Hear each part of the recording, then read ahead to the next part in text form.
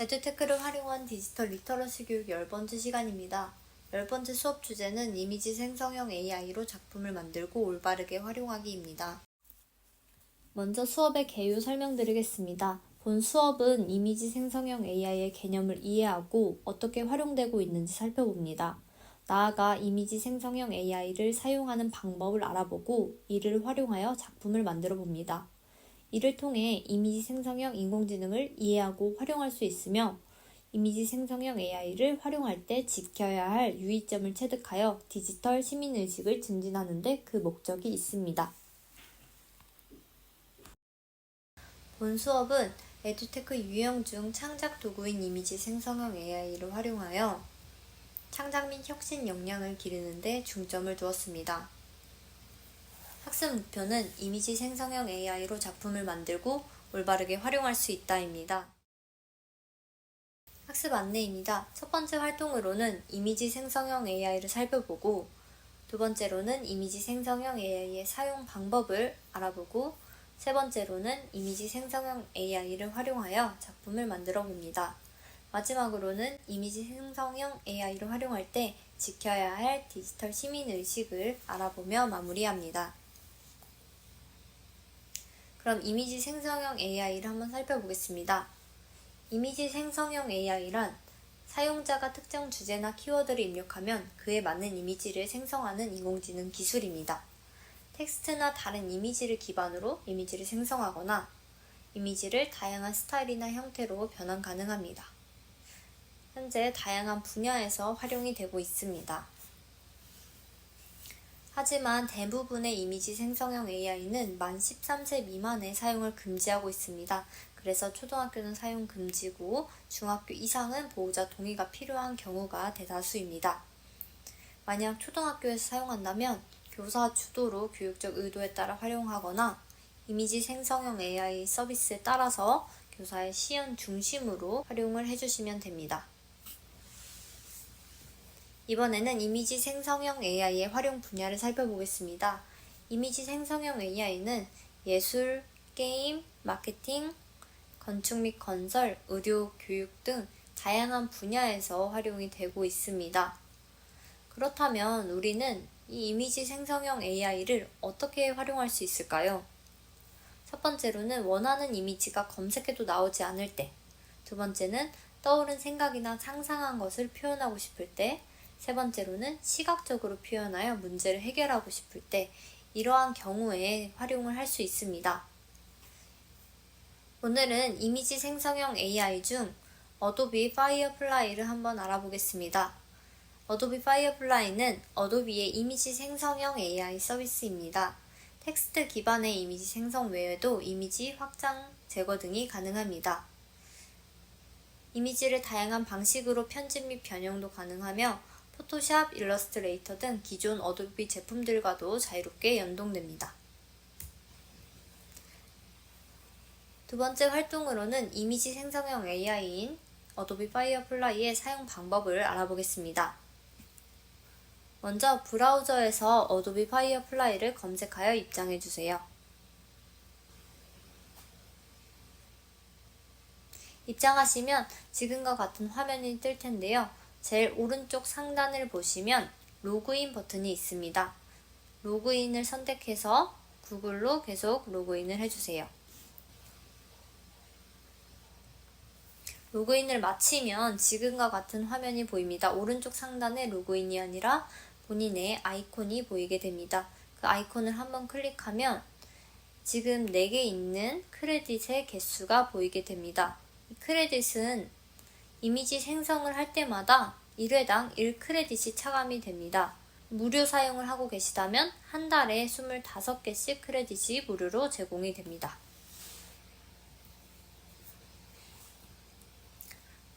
이번에는 작업 화면으로 이동해서 AI 이미지를 생성하기 위한 설정 작업을 알아보겠습니다. 파이어플라이 홈에서 입력창 옆에 생성하기 버튼을 눌러주세요. 그럼 지금과 같은 화면이 보입니다. 왼쪽을 보시면 일반 설정이 있는데요. 이걸 하나씩 알아보겠습니다. 첫 번째는 모델입니다. 파이어플라이 이미지를 선택할 수 있고요. 가로 세로 비율을 선택할 수 있습니다. 이미지에 원하는 가로, 세로 비율을 설정해 주시면 되고, 아래로 내려서는 콘텐츠 유형을 아트 느낌으로 할지 사진 느낌으로 할지 정하실 수 있습니다. 아래는 구성입니다. 본인이 원하는 구성을 선택해 주시거나 여기 없다면 갤러리 찾아보기에서 살펴봐서 선택을 해주시거나 이런 구성이 마음에 든다 원하는 구성의 이미지를 업로드해서 활용해 주시면 되고, 아래로 내려서는 참조 스타일입니다. 구성과 마찬가지로 원하는 스타일이 있다면 선택하셔서 참조 스타일로 만들어 주시거나 원하는 스타일의 이미지가 있다면 참조할 수 있게 업로드해 주시면 됩니다. 다음으로는 효과입니다. 전체를 누르시면 전체 효과가 다 보입니다. 원하는 테마나 원하는 기법 등을 선택해 주시면 됩니다. 아래로 내리면 색상 및 톤을 조절할 수 있는 설정도 있고, 조명을 선택할 수도 있고, 카메라 각도도 설정할 수 있습니다. 이 왼쪽에 설정을 다 마치셨으면 이제 이미지 생성을 하기 위해 프롬프트를 한번 알아보겠습니다. 프롬프트란 AI 생성형 모델에게 어떤 이미지를 만들 것인지 원하는 결과물에 대해 자연어로 지시하는 명령 문구입니다. 쉽게 말해 내 머릿속에 상상한 바를 AI 모델에게 설명해주는 문장을 작성하는 것입니다. 예를 들어 행복한 표정을 한 고양이 이미지를 생성해줘 라는 프롬프트를 AI 생성형 모델에 입력하면 프롬프트에 기반하여 고양이의 행복한 표정을 가진 이미지를 생성합니다. 프롬프트 작성 방법을 한번 자세히 알아보겠습니다.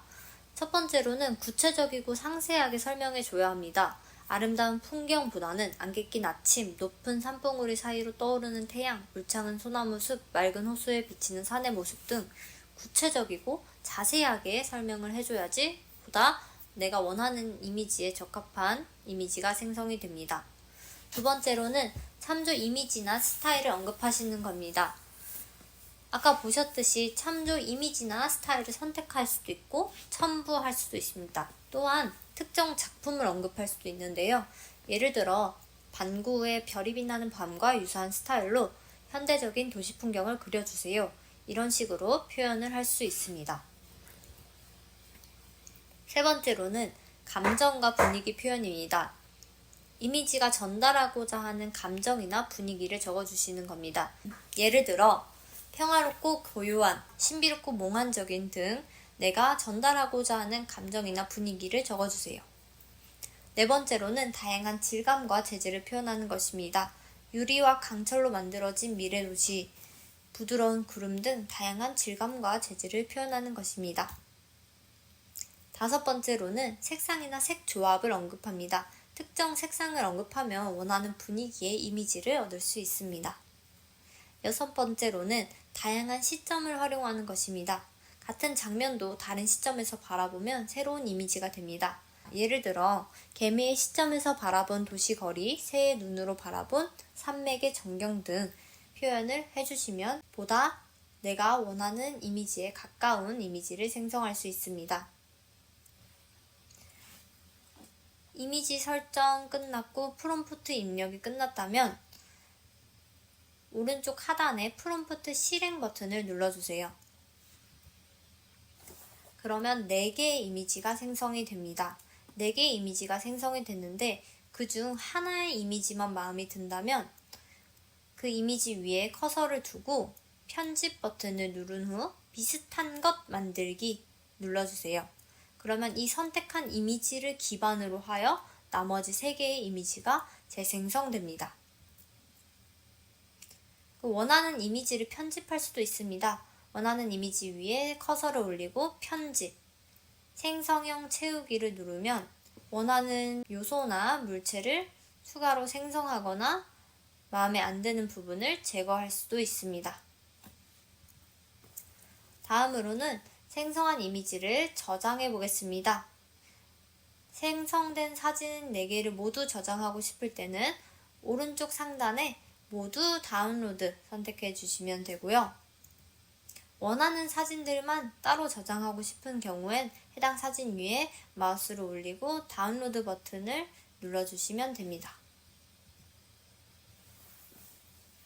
다음으로는 이미지 생성형 AI를 활용하여 작품을 만들어 보겠습니다.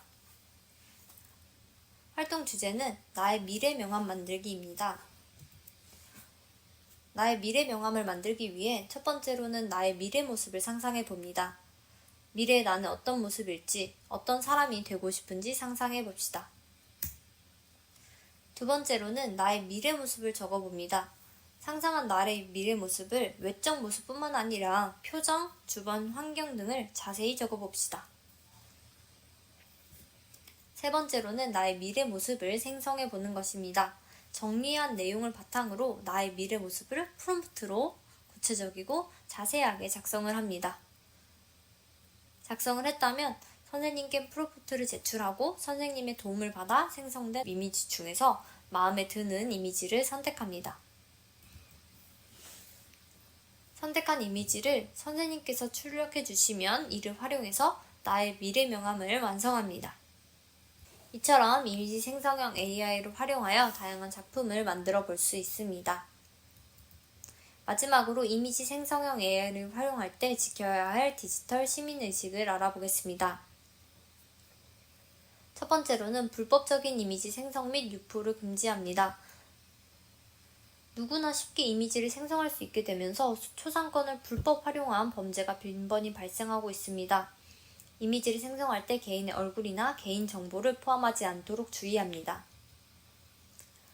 두 번째로는 차별적인 이미지를 생성하지 않는 것입니다. 인종, 성별, 종교 등과 관련된 편견이나 차별을 포함하는 이미지를 생성하지 않도록 주의해야 합니다. 세 번째로는 불쾌감을 줄 수 있는 이미지를 생성하지 않는 것입니다. 상대에게 불쾌감을 줄 수 있는 이미지 말고 올바른 목적을 가지고 이미지 생성형 AI를 사용합니다. 네 번째로는 허위 정보를 포함하지 않는 것입니다. 인공지능이 생성한 이미지는 정교해서 보통 사람이 진위를 구별하기 어렵습니다. 따라서 이미지 생성형 AI를 사용할 때는 생성된 이미지가 사실과 일치하는지 확인해야 합니다.